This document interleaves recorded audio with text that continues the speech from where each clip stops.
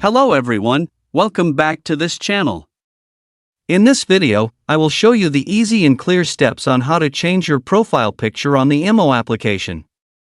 So how to change your profile picture on the Imo application? Make sure you keep watching this video until the end. Let's get started right away.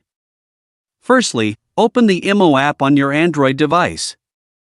This is the initial screen of the Imo app, and next, tap the profile icon in the top left of the screen. A scrolling menu will appear. Next, tap your profile menu here. A profile menu like this will appear.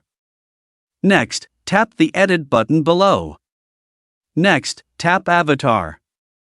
Next, tap the camera icon in the top right of the screen. Tap the icon Choose from the album. Select the image you want to use as your profile. Adjust the image. Tap the check mark. Now, your profile has been changed. So that's it, tutorial on how to change your profile picture on the Imo application. Thank you for watching.